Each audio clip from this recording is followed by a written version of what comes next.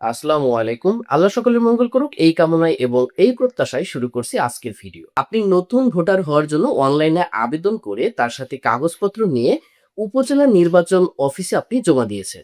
এরপর আপনার ছবি তোলার ডেটে আপনাকে ছবি, বায়োমেট্রিক হাতের ছাপ, চোখের আইরিশ এবং সাক্ষ্য এগুলো নিয়ে আপনাকে নতুন ভোটার তারা করে দিয়েছে। নতুন ভোটার করার পরে আপনাকে একটা স্লিপ হাতে ধরিয়ে দিয়েছে এবং বলেছে যে কিছুদিনের মধ্যে আপনার ফোনে এনআইডি নাম্বার সহ মেসেজ যাবে, তখন অনলাইন সিস্টেম থেকে এনআইডি কার্ড ডাউনলোড করে নিবে।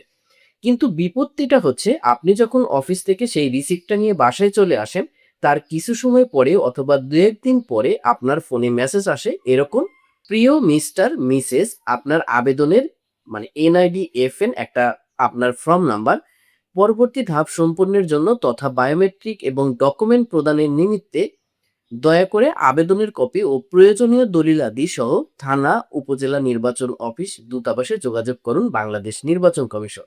এরকম 105 থেকে আপনার কাছে এরকম একটি মেসেজ আসে। তখন আপনি কি করবেন? এরকম মেসেজ কেন আসে? কারণ হচ্ছে যে আপনি তো অলরেডি আপনার ফর্ম, কাগজপত্র এগুলো নিয়ে উপজেলা নির্বাচন অফিসে জমা দিয়ে তারপর আপনি ছবি উঠে ভোটার হয়ে এসেছেন। তাহলে আপনার কাছে আবার এই মেসেজটা কেন আসছে? অনেকেই কিন্তু এটা নিয়ে দুশ্চিন্তা করে। আসলে এটার দুশ্চিন্তার কোনো কারণ নেই। এই মেসেজটা আসার অর্থ হচ্ছে আপনি যদি ছবি ওঠেন, মানে উপজেলা নির্বাচন অফিসে গিয়ে আপনি যদি ছবি, আইরিশ মানে বায়োমেট্রিক এগুলো প্রদান করে আসেন এবং রিসিপ্ট দিয়ে থাকে তারা, তারপরে আপনার ফোনে যদি এরকম মেসেজ আসে তাহলে দুশ্চিন্তার কোনো কারণ নেই। এই মেসেজটা মূলত আরো আগে আসার কথা ছিল। মানে আবেদন জমা দেওয়ার আগেই আপনাকে যে ভোটার করেছে তার আগেই এটা জমা মানে মেসেজটা আসার কথা ছিল।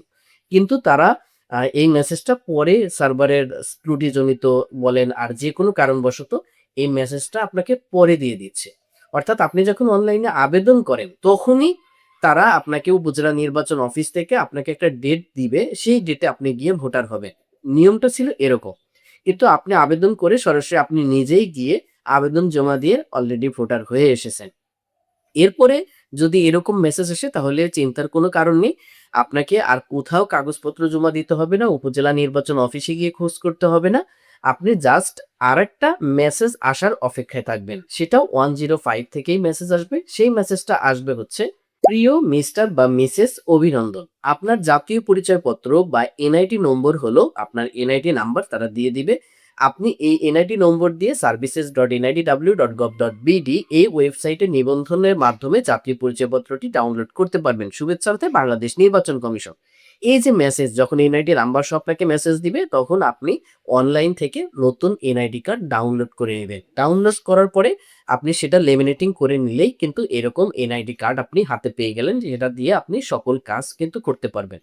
তো আজকের ভিডিওর মূল মেসেজটা ছিল যে আপনি যদি ভোটার হয়ে থাকেন অলরেডি নির্বাচন অফিসে গিয়ে ছবি, বায়োমেট্রিক দিয়ে আসেন, তাহলে কিন্তু আপনার যদি মেসেজ আসে যে সাবমিটেড ডকুমেন্ট মানে দলিলাদিগুলো নিয়ে আবার যোগাযোগ করুন, তাহলে আপনি কোনো দুশ্চিন্তা করবেন না। আপনার এটা নিয়ে কোনো পেরেশানি নিতে হবে না। আপনার ফোনে এনআইডি নাম্বার সহ আরেকটা মেসেজ আসবে। তখন আপনি এনআইডি কার্ড ডাউনলোড করে নিবেন।